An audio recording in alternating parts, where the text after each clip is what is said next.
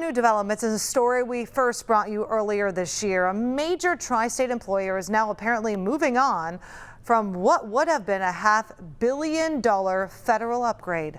Local 12's James Pilcher reports that news means fewer jobs and no solutions to environmental issues at the long-standing steel mill in Middletown.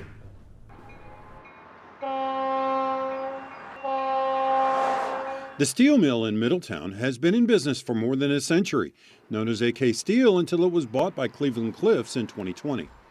It's also one of the largest employers in town. The grandfather of Vice President J.D. Vance worked there as he helped raise Vance in Middletown. Cleveland-Cliffs was in line to receive $527 million to convert the plant's steelmaking process from using coke and coal to using cleaner hydrogen. But the Trump administration appears to be rescinding that money, and earlier this month, Cleveland-Cliffs' top executive declared the project all but dead. In two published reports, Lourenco Goncalves says the hydrogen necessary to run the plant wasn't coming online fast enough, and there are major concerns about the fate of the Department of Energy grant.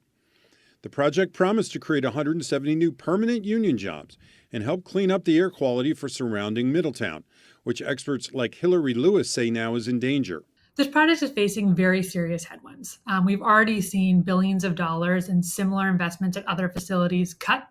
And so I think it is very reasonable to be concerned about the future of this investment in Middletown. A study by the Industrious Labs indicates Middletown residents suffer higher than average cases of asthma and premature deaths from the pollution.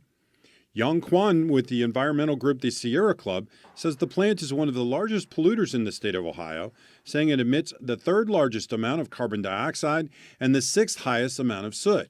He says the company promised the project would cut back on that, and the public deserves answers as to what's next. I still don't think we've heard from Cleveland-Cliffs whether those promises and commitments to workers and the community has changed as a result of this new alteration. As for the overall future of the plant, Cleveland-Cliffs CEO also said it is being modernized without hydrogen, and the company is trying to renegotiate a grant from the Trump administration for the retooling. But Lewis and Kwan point out other countries like China are moving ahead with hydrogen, which could make their steel cheaper. James Pilcher, Local 12 News.